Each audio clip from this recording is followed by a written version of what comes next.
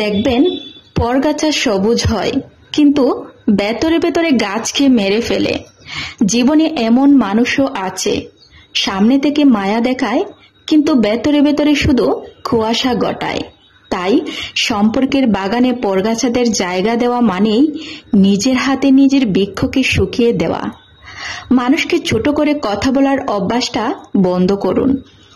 একদিন দেখবেন সময় আপনাকে এমন জায়গায় ছোট করবে যেখানে আপনি সম্মান পাওয়ার যোগ্য ছিলেন। মানুষের আসল পরিচয় তার ধন সম্পদে নয়, বরং তার কথার সৌন্দর্যে, তার ব্যবহারের সরলতায়, তার আচরণের ভদ্রতায়, আর তার মানসিকতার মানবিকতায়।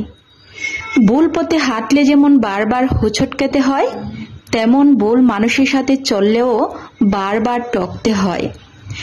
গড়ি মানুষকে সময় দেখায়, আর সময় মানুষকে আসল রূপ দেখায়। একটা সময় এসে মানুষ উপলব্ধি করে জীবনের আসল প্রয়োজন অর্থ, সাফল্য কিংবা যশ নয়, বরং শান্তি। শুরুতে হয়তো আমরা দৌড়াই স্বপ্নের পিছনে, ছুটি অর্থের আর মর্যাদার দিকে, কিন্তু বয়সের সাথে সাথে বুঝতে শিখি সবকিছুর বিনিময়ে এই আমরা আসলে খুঁজে ফিরি মন ভরা শান্তি। যে ঘরে হাসি আছে, যে মনে প্রশান্তি আছে, সেটাই জীবনের সবচেয়ে বড় প্রাপ্তি। তাই দিনের শেষে শান্তি হয়ে দাঁড়ায় জীবনের প্রকৃত সম্পদ। যে ছেলে নিজের বাপের পরিশ্রম আর ঘরের অভাবকে মনে রাখে, সে জীবনে কখনো ভুল পথে যেতে পারে না, কারণ বাবার ঘামের ফোঁটা আর অভাবের কষ্ট তাকে দায়িত্বশীল হতে শেখায়।